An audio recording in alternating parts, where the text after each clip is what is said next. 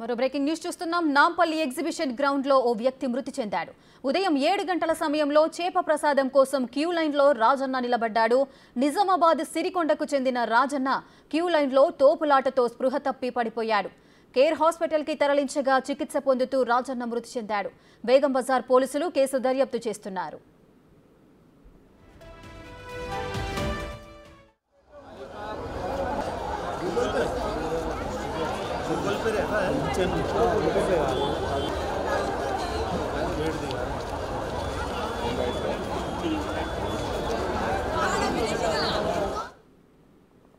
మరింత సమాచారం మా ప్రతినిధి రామ్ ప్రసాద్ లైవ్ లో అందిస్తారు.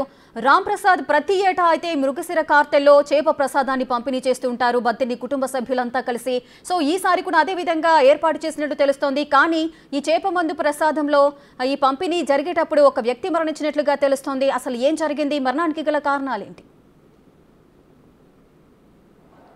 మనం చూసినట్లయితే ఈరోజు మృగశిర కార్తె ప్రారంభాన్ని పురస్కరించుకొని హైదరాబాద్లోని ఎగ్జిబిషన్ గ్రౌండ్లో అయితే చేప ప్రసాద పంపిణీ కార్యక్రమాన్ని అయితే ఇటు బత్తిని కుటుంబ సభ్యులతో పాటు ఇటు ఫిషరీస్ డిపార్ట్మెంట్ కూడా అన్ని రకాలైనటువంటి ఏర్పాట్లు చేయడం జరిగింది. ముఖ్యంగా మనం చూసుకున్నట్లయితే చేప మందు కోసం ఎవరైతే టోకెన్లు తీసుకున్నారో వారందరినీ కూడా ఉదయం లోపలికి ఎంట్రీ చేసే సమయంలో సమయం 6 నుంచి 7 గంటల మధ్యలో అయితే ఒక్కసారిగా జనాలు టోకెన్లు తీసుకొని వచ్చి క్యూ లైన్లో నిలబడ్డ క్రమంలో కొంత ఒత్తిడికి గురవడం జరిగింది. మనం చూసినట్లయితే పూర్తి స్థాయిలో ఉదయం నుంచి కూడా చూస్తున్నాం ఇదే రకమైనటువంటి పబ్లిక్ ఉన్నారు. ఈ పబ్లిక్ ఏదైతే ఉందో అక్కడ ఎంట్రీ గేట్ ఏదైతే ఎగ్జిబిషన్ గ్రౌండ్కు సంబంధించినటువంటి 4వ నెంబర్ గేట్ ఏదైతే అజంతా గేట్ ఉందో అజంతా గేట్ వద్ద అయితే ఒక్కసారిగా తోపులాట జరిగింది. అక్కడ ఉన్నటువంటి క్యూ లైన్లు బారికేడ్లు కూడా ఒక్కసారిగా కొందరు మీద పడిన క్రమంలో అక్కడ కొంత గాలాడకైతే రాజన్న అనేటువంటి వ్యక్తి వృద్ధుడైతే కొంత అస్వస్థతకు గురై అక్కడ పడిపోవడం జరిగింది. వెంటనే గమనించినటువంటి స్థానికులు కుటుంబ సభ్యులు తనను 108 సహాయంతో అయితే ఆసుపత్రికి తరలించి ఉదయం జరిగింది. ఈ క్రమంలో తను హాస్పిటల్ స్థానికంగా ఉన్నటువంటి కేర్ హాస్పిటల్ అయితే షిఫ్ట్ చేసిన అనంతరం అయితే అక్కడ సిపిఆర్ కూడా చేయడం జరిగింది. అంబులెన్స్లో కూడా గుండెకు ఆక్సిజన్ అందనటువంటి పరిస్థితిలో అక్కడ 108 అంబులెన్స్ లో ఉన్నటువంటి ఏఎంటీ కూడా వెంటనే అతనికి సిపిఆర్ చేసినటువంటి విజువల్స్ కూడా మనం కనిపెట్టడం జరిగింది. అయినప్పటికీ కూడా తనకు అక్కడ ఉన్నటువంటి పరిసరాలన్నీ కూడా జనాలతో నిండిపోయి ఉన్న క్రమంలో కొంత ఆక్సిజన్ తీసుకోవడంలో ఇబ్బంది కలగడం, అదేవిధంగా గుండెపోటు వచ్చినట్టు కూడా అక్కడ వైద్యులు నిర్ధారణ చేయడం జరిగింది.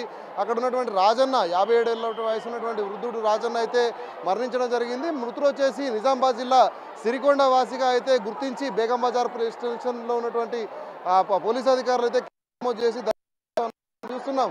ఉదయం నుంచి కూడా ఎడతెరిపి లేకుండా జనాలు ఒక్కొక్కరుగా అయితే ఇక్కడికి వచ్చేసి చేప మందు తీసుకుంటున్నారు. ఎక్కడ ఎలాంటి ఇబ్బంది లేకపోయినప్పటికీ కూడా ఉదయాన్నే ఎంట్రీ తీసుకున్నటువంటి సమయంలో జరిగినటువంటి ఈ ఘటనలో మాత్రం రాజయ్య అనేటువంటి వృద్ధుడు అస్వస్థతకు గురై పడిపోయినాడు. వెంటనే సంబంధించినటువంటి స్థానికులు గుండె ప్రభుత్వం చెందినట్లయితే అక్కడ వైద్యులు నిర్ధారించినట్టు మనకు తెలుస్తా ఉంది. రేఖ మనం చూడవచ్చు ఉదయం నుంచి ఇప్పటివరకు అయితే సుమారు 70,000కు మించినటువంటి ప్రజలు కూడా ఈ యొక్క చేప ప్రసాదాన్ని తీసుకోవడం జరిగింది. ఎక్కడ కూడా ఎలాంటి ఇబ్బందులు లేవు. కాకపోతే ఏంటంటే పొద్దున్నే ఒకసారిగా టోకెన్లు ఉన్న వాళ్ళందరూ కూడా అంటే మనం చూస్తున్నాం గత 2 రోజుల నుంచి కూడా ఈ యొక్క ఎగ్జిబిషన్ గ్రౌండ్కి వచ్చినటువంటి ప్రజలతో పాటు ఇక్కడ స్థానికంగా ఉన్నటువంటి ప్రజలు సుమారు అక్కడ మనం చూసినట్లయితే 20,000 మందికి పైగా ఒక్కసారిగా లోపలికి ఎంట్రీ తీసుకున్న సమయంలో అయితే పోలీసులు ఏర్పాటు చేసినటువంటి బారికేడ్లను కూడా దూసుకొని ప్రజలు కానీ చిన్నపిల్లలు పెద్దలు అందరూ ఉన్న నేపథ్యంలో కొంత ఒత్తిడి గురైనటువంటి అయితే అనేటువంటి వృద్ధుడు మాత్రం అస్వస్థత గురై కింద పడిపోయినటువంటి పరిస్థితులను మనం ఉదయం గమనించడం జరిగింది. అనంతరం హాస్పిటల్ వెళ్ళేటప్పటికే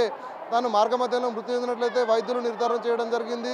దీనికి సంబంధించి అయితే ఉదయం నుంచి కూడా ఎగ్జిబిషన్ గ్రౌండ్లో ఇప్పటికీ 70,000 మందికి మించి కూడా ఇక్కడ చేప ప్రసాదం తీసుకున్నప్పటికీ కూడా ఎక్కడ ఎలాంటి ఇబ్బందులు లేకుండా అన్ని రకాల ఏర్పాట్లు అయితే ఇక్కడ ప్రస్తుతం ఇక్కడ ఎగ్జిబిషన్ గ్రౌండ్లో కొనసాగుతా ఉన్నాయి. Rekha. Right, thank you Ram Prasad, thanks for the details.